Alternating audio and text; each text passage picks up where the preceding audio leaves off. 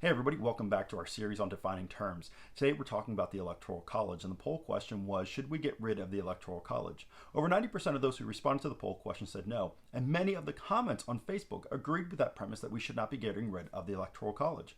A few folks actually provided reasons why we should defend and keep the Electoral College. One person in particular I'd like to highlight said that in history, wherever we see rule by majority, it inevitably comes to pass that the largest cities begin to dominate and rule over smaller towns and cities within its sphere of influence. We see this in California and New York, where the large city populated areas such as LA and New York City, they dominate the state's representation.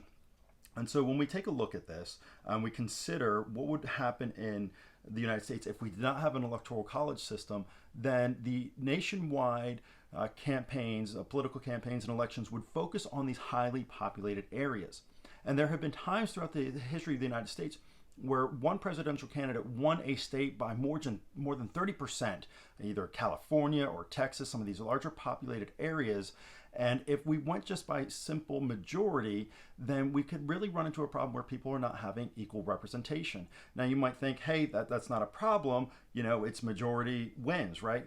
Well, if you consider that there's like really two or three areas that if presidential candidates were to focus in on, they could totally ignore the rest of the country and not really understand the dynamics of the needs of people all over the United States. And so if we didn't have that electoral college, then presidential candidates would focus on these three main areas, they'd win those areas, and then everybody else would have to just go with the will of the majority. And so what the electoral college does is it provides representation for each state according to their senators, which is 2, and their representatives, which varies by population. And so the lowest number of electoral college votes that a state would have would be 3. And the highest would be as many as their representatives plus their senators. And so there are a total of 538 electoral college votes that are counted during a presidential election.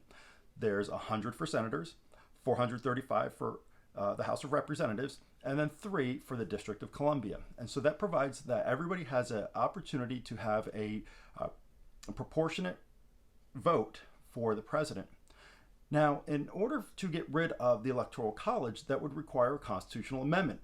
And there's really no chance that anything like that would pass the House of Representatives, the Senate, and go to the states and be ratified.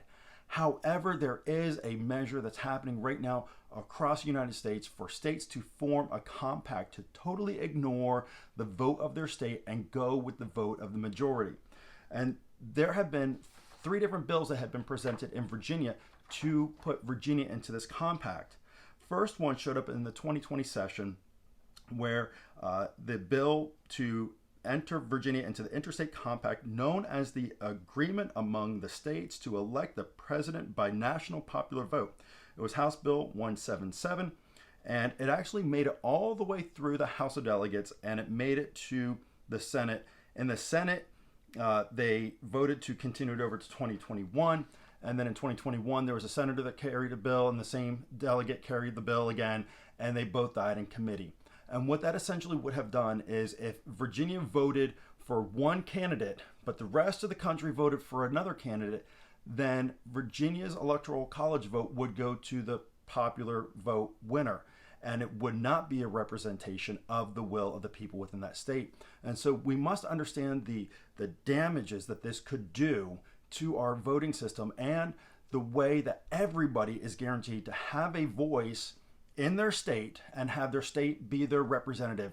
This is going back to that idea of federalism that we talked about in the last video, where senators were supposed to be appointed by the state, representatives were supposed to be elected by the people, and then the president was the executive that was elected through this very sophisticated electoral college process that is not outdated. It is still important that we follow through with it today, and we honor the tradition of the electoral college.